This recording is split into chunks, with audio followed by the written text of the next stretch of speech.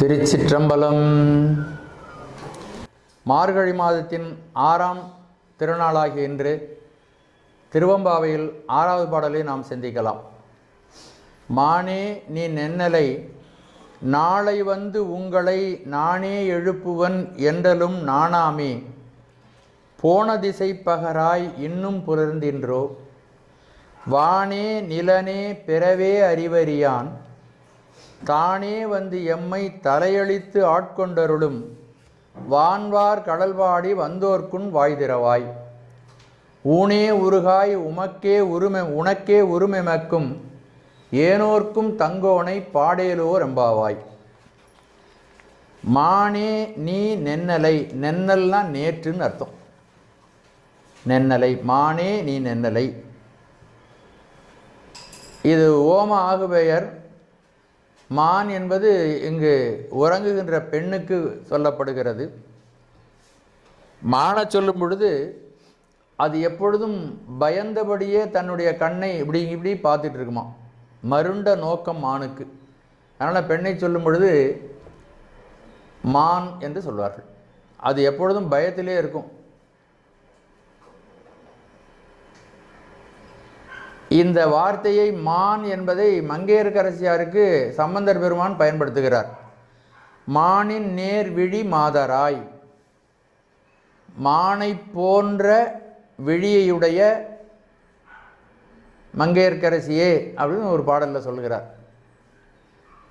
ஏன் மானை போன்ற விழின்னு அந்த இடத்துல சொல்கிறாருன்னா, திருஞான சம்பந்த பெருமான் குலச்சிறை நாயனாரையும் மங்கையர்க்கரசியாரையும் அழைத்து இந்த பாண்டிய நாட்டிலே சைவம் தழைக்க வேண்டும் என்று மதுரைக்கு அழைத்தார்கள்.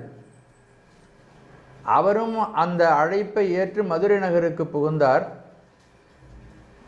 அப்பொழுது அந்த சமணர்கள் பல இந்த விபூதி பூசிய இந்த சிறுவரை எவ்வாறாவது அழித்து விடலாம் என்று கருதினார்கள். தங்களுடைய மந்திரத்தை அனுப்பி அவர் இருந்த திருமடத்தை எரிக்க செய்தார்கள். ஆனால் அந்த மந்திரம் வலிமை இழந்து போய்விட்டது. காரணம், உள்ள ஆதி மந்திரம் ஒலித்து கொண்டிருந்தது. அடியார்களெல்லாம் ஆதி மந்திரம் அஞ்செழுத்தும் ஓதுவார் நோக்கும் மாதிரத்தினும் மற்றைய மந்திர விதி வருமே அப்படிங்கிறது சேக்கிழார் பெருமான். இந்த மந்திரம் எந்த இடத்துல ஒலிக்குதோ அந்த இடத்துல எந்த மந்திரமும் வர முடியாது, எந்த தீயதும் அணுகாது. பில்லி சூனியம் எந்த இடத்துல தெரிந்தெழுத்து சொல்லிகிட்டு இருக்கிறோமோ அந்த இடத்துல தீமைகள் வந்து உள்ள நுழையாது. வர்ற தீமையை நம்ம வீட்டு வாசப்படியோடு வெளியில் போயிடும். ஆதி மந்திரம் அஞ்செழுத்தும் ஓதுவார் நோக்கும் மாதிரத்தினும் மற்றைய மந்திர விதி வருமே. இது தலைமை மந்திரம், மந்திர வேந்து அப்படின்னு சொல்லுவாங்க. முதல்வனார் அஞ்செழுத்து, தெய்வங்களிலே முதன்மையானது சிவபெருமான், மந்திரங்களிலே முதன்மையானது திருவைந்தெழுத்து. அந்த திருவைந்தெழுத்தை ஓதிக்கொண்டிருக்கின்ற இடத்துல சமணருடைய மந்திரம் கிட்ட கூட போக முடியல, ஓடி வந்துட்டு பார்த்தாங்க.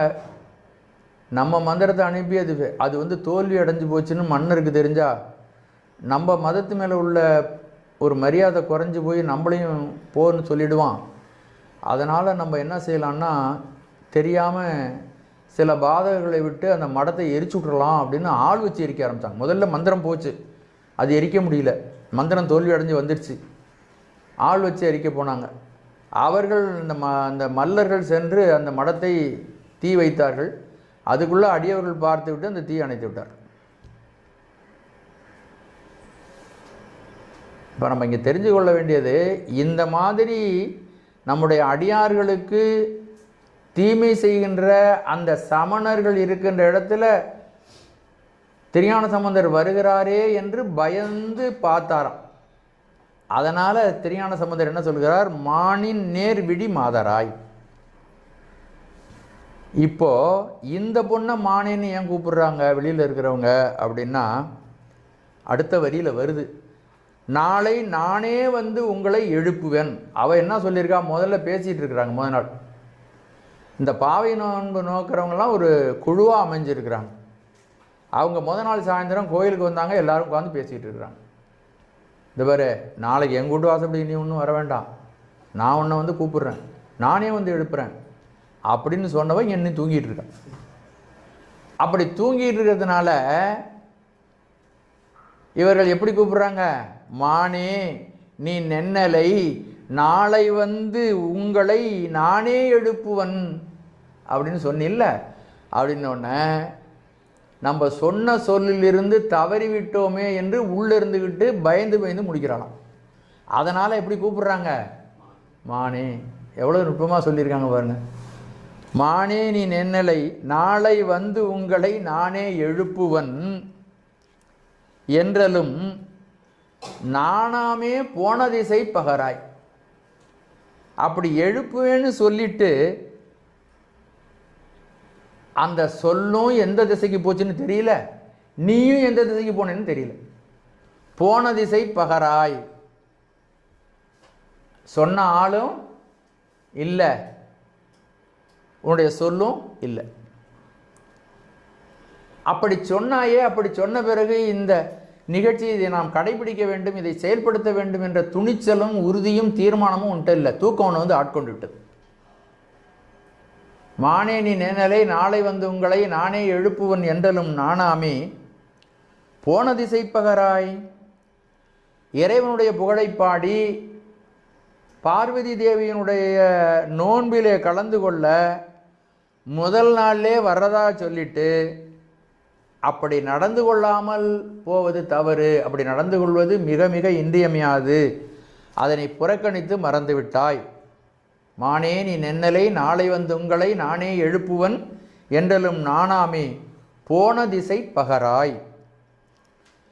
சரி, நீ போன இடமே தெரியல, இன்னும் புலர்ந்தின்றோ? இன்னும் புலர்ந்து இன்னும் விடியலையா? அப்போ ஓகாரம் முதல்ல சொன்ன மாதிரி தான், ஓகாரம் எதிர்மறை பொருளை தரும். புலர்ந்து விட்டது. ஆனால் உனக்கு என்ன ஆகலை? புலரல. 10 மணி வரலும் தூங்கினாலும் இன்னும் காலையில் விடியல. ஆமாம், நாங்கள் எட்டி கூட சொல்லல, உன் வீட்டு வாசப்படியில் உன் பக்கத்தில் வந்து கத்துறோம். இப்பொழுது உன் பக்கம் வந்து இறைவனை புகழை பாடுகிறோம், நீ எழவில்லை. நாங்கள் பாடுவதனால கூட நீ எழுந்திருக்க வேண்டாம், பொழுது விடிஞ்சு போச்சே, எழுந்திரிச்சு தான் ஆகணும், வேற வேலைக்காவது எழுந்திரிச்சு தான் ஆகணும், ஏன் இன்னும் எழுந்திருக்கல? இந்த நேரம் எப்படிப்பட்ட நேரம் தெரியுமா? காலையிலே பிரம்ம முகூர்த்தம். முற்றிலும் இறை உணர்வு உடையவர்களுக்கு அற்புதமான ஒரு காலம், அமைதி. யாரும் வந்து மணி அடித்து பால் கொடுக்க வரமாட்டாங்க, தபால்காரன் வந்து நிற்க மாட்டான், யாரும் கூப்பிட்றவங்க கூட வரமாட்டான், கடங்காரன் கூட 4 மணிக்கு வந்து கேட்க மாட்டான். அப்படியே ஒரு அருமையான நேரம். அந்த பிரம்ம முகூர்த்தத்தில் நாம் நம்முடைய வளர்ச்சிக்கான எல்லா பணிகளையும் செய்யக்கூடிய நேரம். அந்த நேரம் ஆழ்ந்து சிந்திப்பதற்கு, எந்த விதமான இடையூறும் இல்லாமல் சிந்திப்பதற்குரிய நேரம். அப்படிப்பட்ட நேரத்தில் இறைவனுடைய புகழை பாடாமல் நீ எழாமல் இருக்கிறாய். அப்படி எழாமல் இருந்தாலும் நீ துயில் நீங்கி எழ வேண்டிய விடிந்து விட்டது, பொழுது விடிந்து விட்டது. இந்த காலத்தில் இறைவனை பற்றிய புகழை பாட வேண்டும். வானே நிலனே பிறவே அறிவறியான். சென்ற பாடலில் ஒரு செய்தி வந்தது, அது ஞாபகம் இருக்குமான்னு தெரில எனக்கு. ஞாலமே விண்ணே பிறவே அறிவறியான்னு வந்தது, பார்த்தீங்களா? அதே செய்தி இங்கே சொல்கிறார். வானே, அங்கே ஞாலமே முன்னாடி போட்டிருந்தார், இங்கே வானே நிலனே பிறவே அறிவறியான். வானுலகத்தவர்களும் மண்ணுலகத்தவரும் பிற உலகத்தினரும் ஆகிய எவராலும் அறிவதற்கறியவனாகிய சிவபெருமான். ஏன் அங்கே ஞாலமே விண்ணே பிறவே அறிவறியான்னு சென்ற பாடலில் அப்படி இறைவன், அருவ நிலையில் இருக்கின்ற இறைவன் இந்த உலகத்து உயிர்களெல்லாம் உய்ய வேண்டும் என்பதற்காக இங்கே ஞாலத்தில் உருவம் எடுத்து கொண்டு வந்ததுனால அதில் ஞாலம்னு சொன்னார். கோலமேன்னு வந்து பார்த்தீங்களா அந்த பாட்டில்? அப்படி கோலம் எடுத்து வருவதற்குரிய இடம் எது? இந்த மண்ணுலகம். வான உலகத்தில் கிடையாது. அதனால தான் வான உலகத்தவர்களெல்லாம் மண்ணுலகத்துக்கு வந்து வழிபாட்டுக்கு வருகிறார்கள். புவனியில் போய் பிறவாமையில் நாள்லாம் போக்குகின்றோம் அவமே இந்த பூமி, சிவனுய்ய கொள்கின்ற ஆரென்று நோக்கி திருப்பெருந்துறை உரைவாய் திருமாலாம் அவன் வெறுப்பெய்தவும் மலரவன் ஆசைப்படவும் நின் அலர்ந்தமை கருணையும் நீயும் அவனியில் புகுந்து எம்மை ஆட்கொள்ளவல்லாய் ஆரமுதே பள்ளி எழுந்தருளாய். சிவபெருமான் எங்கே இருக்கான்னா அவன் திருக்கோயில்களிலே எழுந்தருளி இருக்கிறான். அதுக்காக வானுலகத்தில் உள்ள தேவர்களெல்லாம் மண்ணுலகத்தில் வந்து சிவபெருமானை அர்ச்சிக்கிறார். அதனால் போன பாட்டில் என்ன சொன்னார்? கோலம் எடுத்துக்கொண்டு வரக்கூடிய இடம் ஞாலமே விண்ணே பிறவே அறிவறியான். இந்த பாட்டில் வானே நிலனே பிறவே அறிவறியான். சிவபெருமான் வான உலகத்துக்கு அப்பாற்பட்ட உண்மையான சொரூப நிலை பரசிவம் பரமேஸ்வரன். அந்த பரமேஸ்வரன் சிவலோகத்திலிருந்து கீழே இறங்கி வான உலகத்துக்கு வருகிறான். அப்படி வான உலகத்திற்கு வந்தாலும் தேவர்களால் காண அறியவன். அதனால் இப்படி சொல்லியிருக்கிறார். வானே நிலனே பிறவே அறிவறியான். அப்படி இருக்கக்கூடிய சிவபெருமான் ஏழைகளாகிய நம்மையெல்லாம் ஆட்கொள்வதற்கு வானத்தில் இருப்பது இடம் இல்லையாதலால் அந்த இடத்திலிருந்து மண்ணுலகத்திற்கு வானே நிலனே பிறவே அறிவறியான் அப்படின்னு மண்ணுலகத்துக்கு இறங்கி வருகிறான் என்ற செய்தி இவ்வாறு. எங்கேருந்து வர்றான் சாமி? அருவ நிலையிலிருந்து இறங்கி உருவ நிலைக்கு வருகிறான். எங்கும் நிறைந்தவன் இறைவன். அவன் வானுலகத்தில் இருக்கான், அங்கே இருக்கான், இங்கே வந்தான் அப்படிங்கிறதுக்கு ஒன்றும் பொருள் இல்லை. சாமி இல்லாத இடமே கிடையாது. இங்கே இருக்கணும்னா இந்த இடத்துல இருப்பான், வானுலகத்தில் வானுலகத்தில் இருப்பான். வான் படித்து இம்மன் புகுந்து மனிதரை ஆட்கொண்ட வள்ளல் அப்படின்னா அங்கேருந்து புறப்பட்டு இங்கே வந்தான்னா அந்த இடத்துல இல்லாமல் இந்த இடத்துக்கு வந்துட்டானா அப்படின்னா நம்ம புராணங்கள் நாம் புரிந்து கொள்வதற்காக சுவாமி இறங்கி கீழே வருகிறான் என்று சொல்லப்படுகிறதே தவிர உண்மையில் அவன் போவதும் இல்லை. இந்த அடிப்படை உண்மையை நம்ம தெரிஞ்சுக்கணும். அவன் போவதும் இல்லை, வருவதும் இல்லை. அவன் எங்கேயும் இருக்கான், எல்லா இடத்துலையும் இருக்கான். இங்கே அவனுடைய சாநித்தியத்தை தெரிவிக்க வேண்டுமென்றால் இந்த இடத்துலையும் தெரிவிப்பான். வானுலகத்தில் தெரிவிக்கணும்னா அங்கேயும் இருப்பான், சொரூப நிலையில் இருக்கணும்னா அவன் இருப்பான். அதை நம்ம தெரிந்து கொள்ள வேண்டும். வானே நிலனே பிறவே அறிவறியான். அப்படிப்பட்ட பெருமான் யாராலும் அறிய முடியாது. தானே வந்து எம்மை தலையளித்து ஆட்கொண்டு அருளும். அவன் வர்றான், மண்ணுலகத்துக்கு வர்றான். இந்த உயிர்களெல்லாம் ஆணவமலத்தில் அறியாமையில் கிடந்து உடல்கின்றன, துன்பத்தில் கிடந்து உடல்கின்றன. இந்த உயிர்களையெல்லாம் கடைத்தேற்ற வேண்டும் என்று திருவுளம் கொள்கிறான். அந்த திருவுளம் கொண்டு அவன் தானாகவே மண்ணுலகத்திற்கு வருகிறான். நம்முடைய கட்டளைக்கு பணிந்து சுவாமி வர்றதில்லை. தானே வந்து எம்மை தலையளித்து அப்படின்னா கருணை செய்து, தலையளித்தல் அப்படின்னா பேரருள் செய்து ஆட்கொண்டு அருளுகிறான். அவன் ஒன்றுக்கும் பற்றாத ஏழையாகிய, ஏழைன்னா ஆன்மீக நிலையில் ஏழை. எனக்கு நிறையா கோடிக்கணக்கான ரூபா இருக்குது, என்ன ஏழைன்னு சொல்கிறீங்களே அப்படின்னு சொல்லக்கூடாது. பக்குவத்தில் ஏழையாக இருக்கின்ற நம்மை அவன் ஏற்கொண்டு அருளுகிறான். தானே வந்து எம்மை தலையளித்து ஆட்கொண்டு அருளும். நம்ம நாயன்மாருடைய வரலாற்றிலலாம் இந்த தானே சிவபெருமான் இறங்கி வர்றான். சிறுத்தொண்ட நாயனாரினுடைய புகழை வெளிப்படுத்துவதற்காக கைலாயத்திலிருந்து புறப்பட்டு சாமி ஒவ்வொரு ஊராக நடந்து வரும். தன்னுடைய காலிலே இருக்கின்ற சலங்கை ஒலிக்க, ஜடாபாரம் சுடல, அலைவீசி கொண்டு வருகிறான். ஒரு காபாலிகனாக, கங்காளமூர்த்தியாக, கங்காளம் தோள்மேலே காதலித்தான் காணேடி என்று மணிவாசக பெருமான் சொல்றார். அந்த கோலத்தோடு வரான். அஜானுபகம் அவ்வளவு உயரம் இருக்கான் சாமி.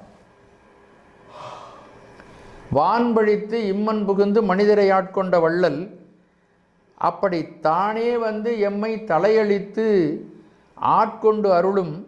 வான்வார் கடல் பாடி. வான் அப்படின்னா, வான்னா பெரிய அப்படின்னு ஒரு பொருள், அழகுன்னு ஒரு பொருள், காப்பாற்றக்கூடிய வீரமுடையதுன்னு பொருள். வான்வார், வார்னா நீண்ட கடல்கள். அவனுடைய திருவடி நீளமாக இருக்கும். கடல் அப்படின்னா அந்த அணிந்திருக்கின்ற கடலை சொல்லுகிறார்கள். கடல் இருக்கிற இடம் அவனுடைய திருவடி. அப்படி அந்த அணியை சொல்லி அந்த பாதத்தை குறிப்பிடுவதனால இதுக்கு தானி ஆகுபெயர் என்று இலக்கணத்தில் இதை சொல்லுவாங்க. ஆகுபெயர் தானி ஆகுபெயர். வான்வார் கடல் இறைவன் திருவடிகள் தமது நெஞ்சத்தை கவர்ந்தது பற்றியும் தனக்கு கேடு வராமல் பாதுகாக்கின்றான். வான்னா அது பெருமையுடைய அந்த கடல்கள் நம்மை காப்பாற்றுவதற்காக மண்ணுலகத்திலே இறங்கி வருகிறது.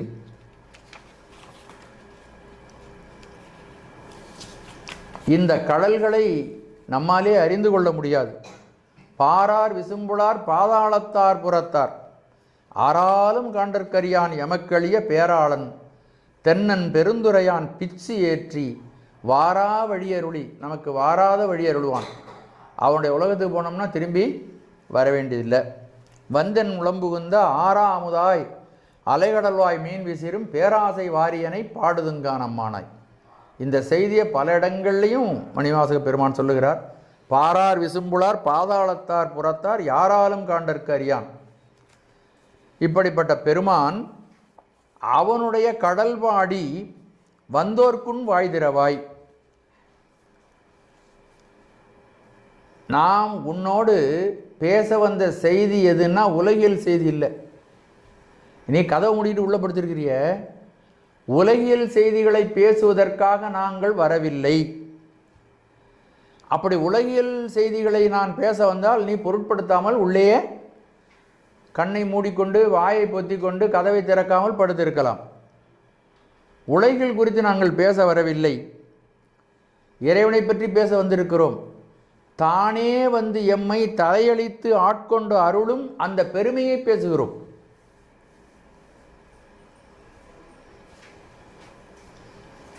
ஐராவணம் ஏறாது அமர நாட ஆளாதே ஆரூர் ஆண்ட அம்மானே என்று அப்பர் பெருமான் சொல்லுகிறார். ஐராவணத்து மேலே பயணித்து விண்ணுலகத்திலே பயணிக்காமல் மக்களின் அருள் கொடுக்க வேண்டும் என்பதற்காக திருவாரூருக்கு வந்து இறங்கினான். ரிஷப வாகனத்தில் வந்து இறங்கினான். ஆண் ஏறி இங்கு திருவாரூரிலே வந்து அருளினான் என்று அப்பர் பெருமான் சொல்லுவார். இறைவன் நம்பொருட்டு இரக்கம் கொண்டு இந்த மண்ணுலகத்திற்கு வந்த திறத்தை குறித்து நாம் பாடுகிறோம். நாங்கள் உலகாயத்தை பற்றி பாடலை, இறைவனை பற்றி பாடுகிறோம். அந்த பெருமானுடைய புகழை மனம் குளிர்ந்து நாங்கள் பாடிக்கொண்டு வருகிறோம். எங்களோடு நீ பேசாமல் வாய் திறவாமல் இருப்பது பொருத்தமானதா அப்படின்னு கேட்குறாங்க. உள்ளே படுத்திருக்கிற பெண்ணை பார்த்து கேட்குறாங்க. அதாவது இந்த தூக்கம் ரொம்ப வலிமையானது. நான் முதலே சொல்லியிருக்கேன் உங்களுக்கு, சிவராத்திரி போது துயிலோம் என்ற விரதியரும் அரிதுயில் போலே இருந்து துயில்வார். சிவராத்திரி அன்னைக்கு நம்ம விடிய விடிய முடிச்சுட்டு இருக்கணும்னு உட்காந்துருக்கும் பொழுது கூட நம்ம அறியாமல் தலையை கொண்டு சாய்ச்சிரும். ஒரு நேரம் இரவு 1 மணிக்கு மேலே 3 மணிக்குள்ளே ஒரு தரையாவது ஒருத்தரை சாய்ச்சிரும். நம்ம எவ்வளவு அப்படியே தலையை அசத்தி அப்படியே நேராக இருந்தாலும் அது சாய்ச்சிரும். தூக்கம் ரொம்ப வலிமையானது. தூக்கத்துக்கு வசப்படாமல் ஒரு மனிதன் இருக்கிறது ரொம்ப சிரமம். அதனால் எப்படியெல்லாம் தன்னுடைய நட்புடைய தோழிகளுக்கு இந்த விஷயத்தெல்லாம் சொல்லி அவர்களை ஆர்வமும் உற்சாகமும் எழச் செய்து சிவபெருமானுடைய பணிக்கு அவர்களை ஆளாக்கலாம் என்று கருதுகிறார். இது ரொம்ப கருணை. வந்தவர்களுக்கு உள்ளே இருப்பவர்களை ஏளனமாகவோ இழிவாகவோ பேசி அவர்களை உற்சாகத்தை குறைப்பதற்காக பேசவில்லை. அதை நம்ம நல்லா தெளிவாக புரிஞ்சுக்கணும். இப்படி வான்வார் கடல் பாடி வந்தோர்க்குன் வாய் திறவாய், அவனுடைய பெருமைகளையே நாங்கள் பேசிக்கொண்டிருக்கிறோம், பாடிக்கொண்டிருக்கிறோம். வானே நிலனே பிறவே அறிவறியான் தானே வந்து எம்மை தலையளித்து ஆட்கொண்டருளும் வான்வார் கடல் பாடி வந்தோர்க்குன் வாய் திறவாய். நீ அப்படி திறக்காமல் இருக்கிற, வாய் திறவாதோடு அல்ல, இந்த பெருமைகளையெல்லாம் நாங்கள் பேசும்பொழுது உன்னுடைய உடலெல்லாம் உருக வேண்டும். ஏனென்றால் பெருமான் அவ்வளவு உதவிகளை நமக்கு செய்கிறான். கேட்டு மௌன நிலையில் மனம் உருகாததால், மனம் உருகலை உனக்கு, பேச நாய் எழாமல் இருக்குனாய். அப்படி ஒருவேளை இந்த புகழையெல்லாம் கேட்டு நீ பேச மனம் எழாமல் அப்படியே இருக்கிற அப்படின்னா, அப்படி நாங்கள் நினைக்கிறதுக்கு இல்லை. பேச மனம் எழாமல் இருந்தால் உன்னுடைய கண்ணிலே கண்ணீர் வர வேண்டும், அப்படியும் இல்லை. ஆகவே ஊனே உருகாய், ஊன் உருகி இருந்தால் எங்களுக்கு தெரிஞ்சு போயிருக்கும், உங்கள் கண்ணில் தண்ணி வந்திருக்கும். தண்ணீர் வரல, உனக்கு பக்கத்தில் இருந்தால் நாங்கள் உன்னை எழுப்பி கொண்டு இருக்கிறோம். புன்புலால் யாக்கை புரைபுரை கணிய பொன்னெடுங்கோயிலா புகுந்தியன் என்பலாம் உருக்கி எளியே ஆண்ட ஈசனை மாசிலாமணியே. இன்பமே பிறப்பே இறப்பொடு மயக்காம் தொடக்கலாம் அறுத்தனர் ஜோதி இன்பமே உன்னை சுக்கன பிடித்தேன் எங்கெழுந்தருள்வது இனி. புன்புலால் யாக்கை புரைபுரை கணிய. அப்போ அவனுடைய புகழை கேட்கும் பொழுது நெஞ்செல்லாம் உருக வேண்டும். ஊனே உருகாய், பால் நினைந்தூட்டும் தாயினும் தாள பரிந்தினி பாவியனுடைய ஊனினை உருக்கி. இந்த இடத்துல ஊனே உருகாய். அப்போ இந்த உடல்ல சிவபெருமான் தருகின்ற பேரானந்தம் நமக்கு தெரியணும்னா ஊன் உருக வேண்டும்.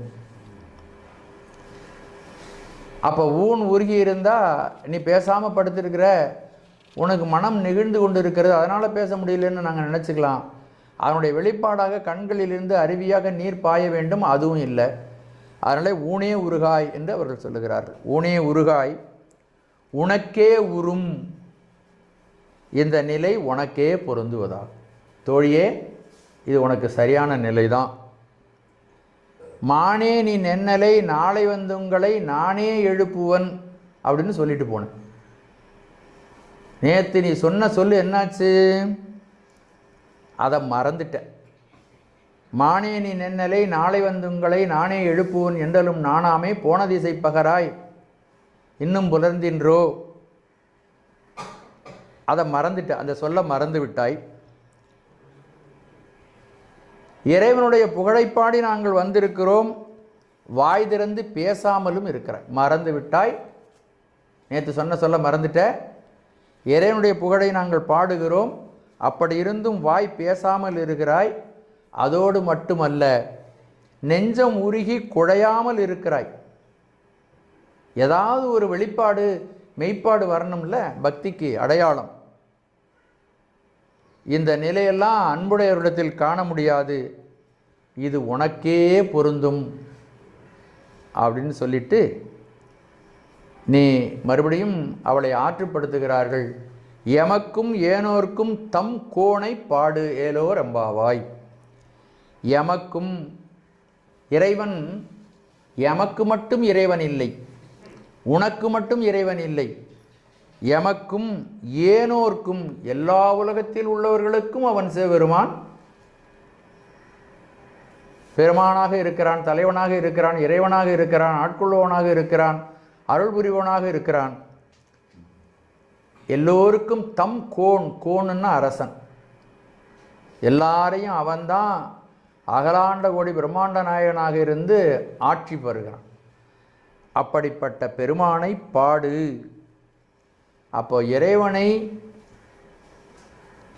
புகழ்ந்து பாடுதல் நமக்கு உரிய கடமையாக இருக்கிறது. மார்கழி மாதம், மார்கழி மாதம்னு இல்லை, அது ஒரு அடையாளம். எல்லா காலங்களிலும் இறைவனுடைய பெருமையை நாம் பாட வேண்டும். இந்த பெருமையை பாடுவதற்கு நமக்கு பாட தெரியாது. நமக்கு அவனுடைய பெருமை என்ன தெரியும்? கொஞ்சம்தான் தெரியும். அதற்காகத்தான் நம்முடைய அருளாளர்களின் மூலமாக இறைவனே பாடி கொடுத்திருக்கிறான் திருமுறைகள். திருமுறைகள் என்பது இறை வாக்கு, சிவன் வாக்கு, சிவவாக்கு. எப்படி வேதம் சிவவாக்கோ அதுபோல திருமுறைகளும் இறைவனுடைய வாக்கு, அவன்தான் பாடி கொடுத்திருக்கிறான் நமக்கு. அந்த வாக்குகள் புனிதமயமானவை. இறைவனுடைய திருவாயிலிருந்து சிவ வாக்கு, அவைகள் அதிர்வு நிரம்பியவைகள். இதை நம்ம உச்சரிக்க உச்சரிக்க நம்ம உடம்பில் அதிர்வுகள் ஏற்படும், உயிரிலே அதிர்வுகள் ஏற்படும், மனதிலே அந்த கரணங்களிலே அதிர்வுகள் ஏற்படும். இந்த அழுக்கெல்லாம் எங்கே ஒட்டிக்கிட்டு இருக்குன்னா அந்த கரணங்களிலும் உடலிலும் உயிரிலும் ஒட்டி கொண்டு இருக்கிறது. அதிர்வு ஏற்பட ஏற்பட அதில் உள்ள அழுக்குகள் நம்மை விட்டு விலகும். நீங்கள் சாதாரணமாக பார்த்தீங்கன்னா ஒரு துணியை எடுத்து இப்படி வேகமாக உதறணும்னு வச்சுக்கோங்க, வெயில் இருந்ததுன்னா அந்த தூசி பறக்கிறது நமக்கு தெரியும்.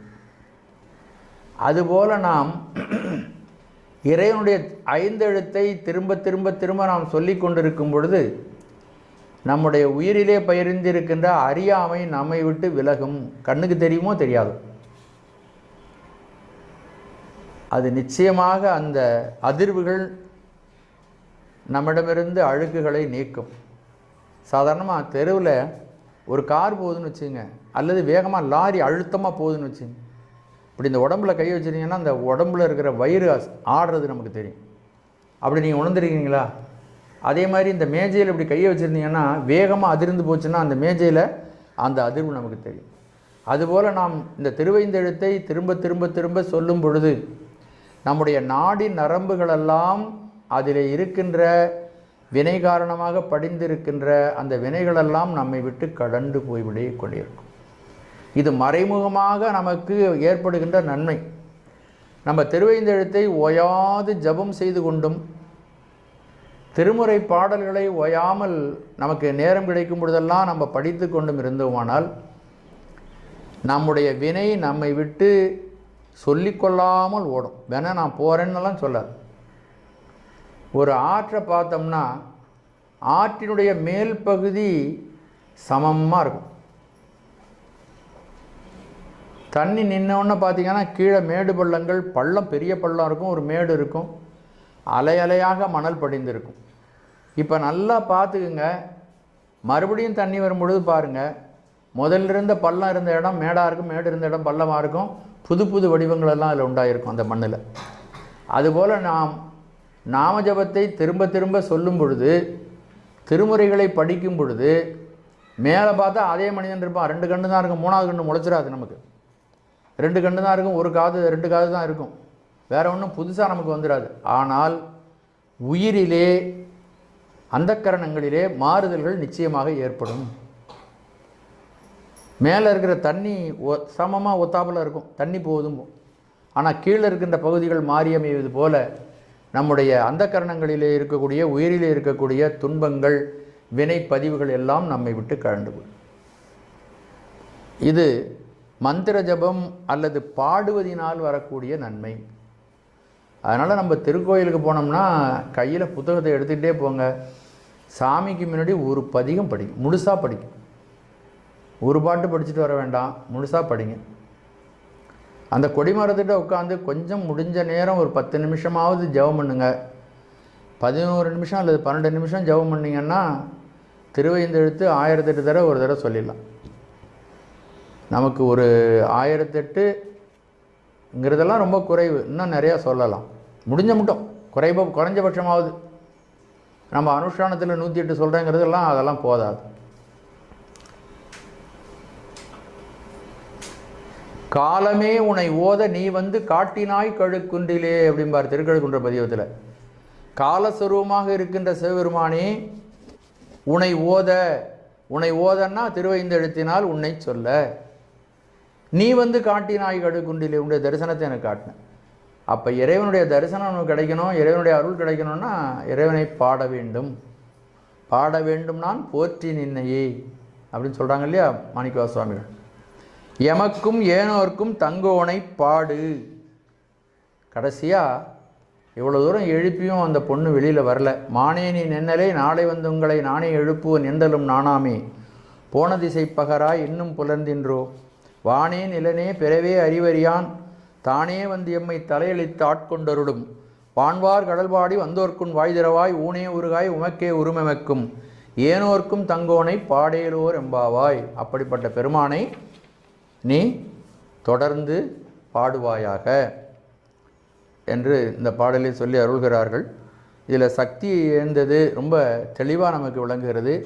வான்வார் கடல் பாடி, வான்வார் கடல், கடல்னா அவனுடைய திருவடி, அவனுடைய திருவடி அம்பிகையை குறிக்கிறது அப்படின்னு பார்த்துருக்கோம். அதனால் சக்தியை வியந்தது என்ற கருத்து இந்த பாடலில் தெளிவாக விளங்கலாம். திருச்சிற்றம்பலம்.